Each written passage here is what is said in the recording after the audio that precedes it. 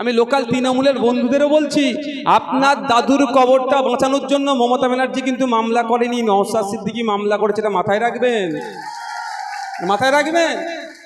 আপনি যে মসজিদে নামাজ পড়েন, সেই মসজিদটা কেড়ে নেওয়ার অপচেষ্টায় বিজেপি চালাচ্ছে। এই অপচেষ্টা বন্ধ করার জন্য কোনো অভিষেক ব্যানার্জি মামলা করেনি, এই নওশাদ সিদ্দিকী, আব্বাস সিদ্দিকীর ছোট ভাই মামলা করেছে। এটা মাথায় রাখবেন। যখন আপনাকে বলেছিল বিদেশি বাংলাদেশি বলে তাড়িয়ে দিবার জন্য, যে এনআরসি নামক বিল নিয়ে এসেছে, সেই বিলকে আটকানোর জন্য কোন দাদা দিদি সুপ্রিম কোর্টে যায়নি, আব্বাস সিদ্দিকীর ছোট ভাই সুপ্রিম কোর্টে গিয়েছিল।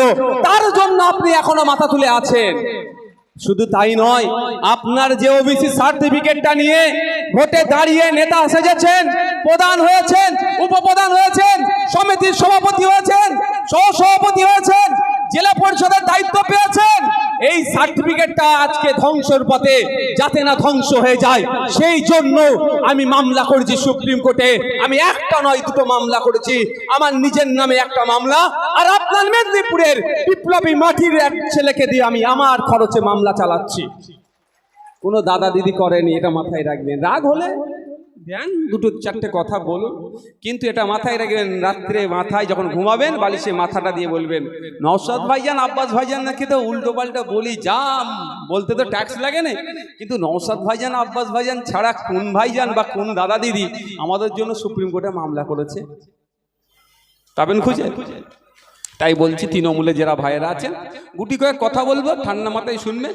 যদি ভালো না লাগে, আমার নাম্বার তো ইন্টারনেটে গেলে পাবেন, গুগলে গেলে পাবেন, সার্চ করবেন, ফোন করে দু চারটে কথা বলবেন। গালাগালি দেবেন না, ভালো ভালো বুঝিয়ে দেবেন আমাকে যে ভাই এটা আপনার ভুল হচ্ছে।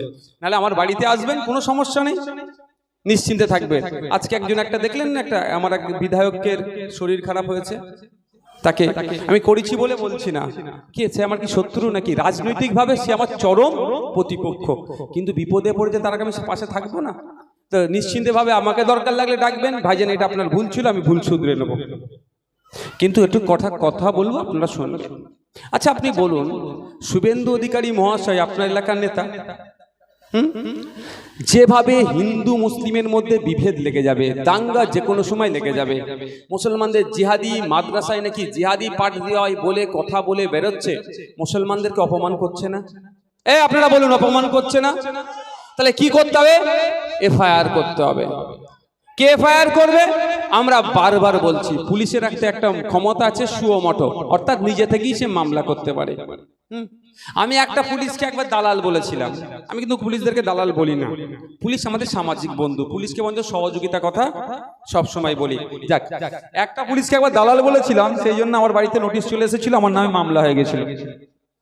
আমি কিন্তু জামিন নিইনি, আমি বলছি আমি ওই মামলায় জামিন নিই। অন্য মামলায় অনেকে জামিন নিচ্ছি, অনেক মামলা ইচ্ছা করে জামিন নিইনি, ওই মামলাটা জামিন নিইনি, কারণ আমি দালালকে দালাল বলেছি, তাতে মামলাতে জেল খাটতে হয়। আমি জেলে গিয়েও বলবো, জজের সামনেও বলবো ও দালাল, ওই জন্য দালাল বলেছি আমি, দালালি করেছে। আর অন্য পুলিশের হয়ে কথা বলেছি, অমিতাভ মালিক না নন্দী আমাদের দার্জিলিং এ গুলি করে মেরেছিল সাব ইন্সপেক্টরকে, হ্যাঁ ঠিক আছে, তার পাশে আমরা দাঁড়িয়েছি, পরিবারের পাশে আমরা দাঁড়িয়েছিলাম। এমনি যারা পুলিশের আছে তাদের পাশে আমরা সবসময় আছি। দেখ, আমি গুটি কয়েক কথা বলছি, যে শুভেন্দু অধিকারী এত হিংসা ছড়াচ্ছে, ওকে এতক্ষণ জেলের মধ্যে রাখা দরকার ছিল তো, কেন জেলের মধ্যে রাখেনি ভাই বলুন? আমার তৃণমূল ভাইরা যারা দূরে শুনছেন তাদের কাছে ছেড়ে দিচ্ছি, যদি শুভেন্দু অধিকারী হিংসাত্মক কথা বলা ছেড়ে দেয়, তাহলে আমরা আর বিজেপিকে নিয়ে চর্চা করব কেউ? বিজেপিকে কেউ ভয় পাবো? অ্যাকচুয়ালি এটা তো ভয় দেখানো হচ্ছে। কি বললো? ক্ষমতায় আসলে তৃণমূলের যে সমস্ত মুসলিম এমএলএরা থাকবে তাদেরকে চাংতুলা করে রাস্তায় ফেলে দেবে। কম বড় কথা? ও সাহস পেল কোথা থেকে? ওকে সাহস কে দিল? এই বলার দ্বিতীয়বার সাহস পেত না? ওনার ঘাটটা ধরে, ওনাকে ধরে জেলের মধ্যে রাখা দরকার ছিল, যে তুমি একজন নির্বাচিত জনপ্রতিনিধিকে এই রকম তুমি বলতে পারো না। মানুষের ম্যান্ডেট নিয়ে যে বিধানসভার মধ্যে আসবে, তুমি তাকে বাইরে বার করার তোমার হাতে ক্ষমতা নাই, তুমি অপব্যবহার করতে তুমি বলছো ক্ষমতার, তোমাকে এখনই জেলের মধ্যে পাঠিয়ে দেবো। জেলের মধ্যে রাখা দরকার ছিল তো, কেন রাখেনি? রাখলেই তো আপনি ভয় পাবেন কি? ওই কথাটা আপনারই বুথে আলোচনা হচ্ছে, দেখেছিস এখন ওরা ক্ষমতায় নাই, তাই যদি বলে মুসলমান বিধায়কদেরকে বিধানসভা থেকে চাংতুলা করে বার করে দেবে, যদি ক্ষমতায় আসে তোকে আমাকে কিন্তু ঘরে থাকতে দেবে না বলে ভয় দেখাচ্ছে না। তাহলে কি করতে হবে? দিদির হাতটা শক্ত করো। উল্টে এই জায়গায় আমাদেরকে বলতে হবে, দিদির হাত তো 2021-এ শক্ত করলাম, আমরা 2016-তে শক্ত করলাম, 2021-এও শক্ত, 11-ই শক্ত করলাম। 3 বার তো দিদির হাত শক্ত করেছি। পার্লামেন্ট ইলেকশনে 2 বার তো শক্ত করেছি, 3 বার শক্ত করেছি, 14, 19, 24। আর কতবার শক্ত করতে হবে রে ভাই? এবার তো মমি হয়ে যাবে রে। মানে কি বুঝতে পারছো না? স্ট্যাচু হয়ে যাবে। যতবার শক্ত করলাম আমরা কি দেখলাম? ভুল বললে আমাকে বলবেন, শুধরে নেব। 2019-এ বিজেপি ছিল কলকাতায়, 2019-এর পরে বিজেপি মেদিনীপুর, আপনাদের মানে তমলুক বিএম অফিস কোথায়? নিমতৌড়িতে এসেছে।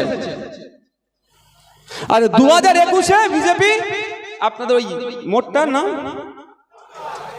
নন্দকুমার আইল্যান্ডে চলে এসেছে।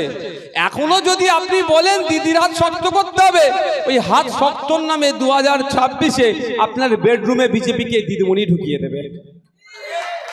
আমি এটা তৃণমূলের বন্ধুদের বলছি। এই কদিন আগে তৃণমূলের 3টে লেভেলের জেলা প্রেসিডেন্ট ঘোষণা হয়েছে, মাদার, যুব আর ওদের শ্রমিক ইউনিয়নের। দিয়েছে তো সাইজ করে। কটা পদ পেয়েছে মেদিনীপুরের মানুষ? ঝেড়ে ভোট দিচ্ছে তো মেদিনীপুরের ভোট। শুধু কেন নেতা বানাচ্ছেন আপনাদের? আপনাদেরকে লাঠিয়াল ভালো বানতে পারেন তো, আপনারা দারুণ বোম ছুটতে পারেন, সেই জন্য আপনাদের কলম চেলে কি করবেন?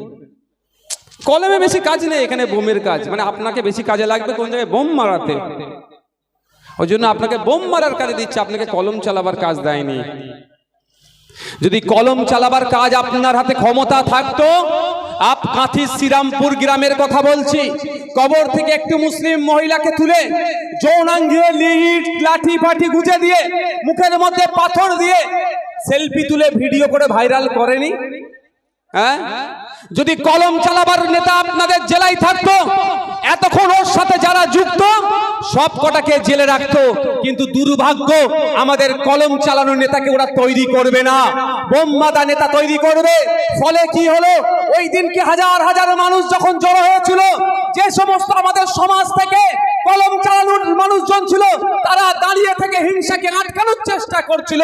পরে দেখি এফআইআর যে পুলিশ দিয়েছে, সেই এফআইআরে যারা ওখানে হিংসা না হয়, জিনিসটা যাতে কন্ট্রোল হয়ে যায়, যারা পুলিশকে সহযোগিতা করলো, সেই সমস্ত মুসলিম লোকগুলোর নামে মামলা থানা দিয়ে দিল। উপহার দিল না? উপহার দিয়েছে। আর যদি কলম চালানোর নেতা থাকতো, কিন্তু থানায় গিয়ে দুটো কথা বলতে পারতো। সব তো বোমবাদা নেতা, সবার নামে মামলা হয়ে আছে। ওই আবু, ওনার নামটা কি বলেন না, মমতা ব্যানার্জির নির্বাচনী এজেন্ট ছিল আবু সুফিয়ান সাহেব। কি ক্ষমতা আছে? বলার ক্ষমতা আছে? উনি তো জেলার সভাধিপতি ছিলেন। যে শ্রীরামপুরের ঘটনাতে নিরহ মুসলিমদেরকে গ্রেফতার করা না হয়, এতটুকু বলার ক্ষমতা নাই। কেন? খোঁজ নিয়ে দেখুন, পেন দিলে ভেঙে ফেলবে সই করতে গেলে। ওই রকমকে নেতা বানাবে। আরাবুলকে নেতা বানাবে, শওকতকে নেতা বানাবে। ওই জন্য নওশাদকে ডাউন করতে হবে। সমস্যাটা এখানে বুঝতে হবে। আমি এখানে বলছি, এই নন্দকুমারে তৃণমূল মুসলমানদের যারা শিক্ষায় বেশি তারাও করে, যারা শিক্ষায় কম তারাও করে। কিন্তু নেতা কাকে বানিয়ে রেখেছে দেখুন। এটা চোখটা বন্ধ করে নিজের এলাকার কথা ভাবো, কেন করেছে? এই জন্য।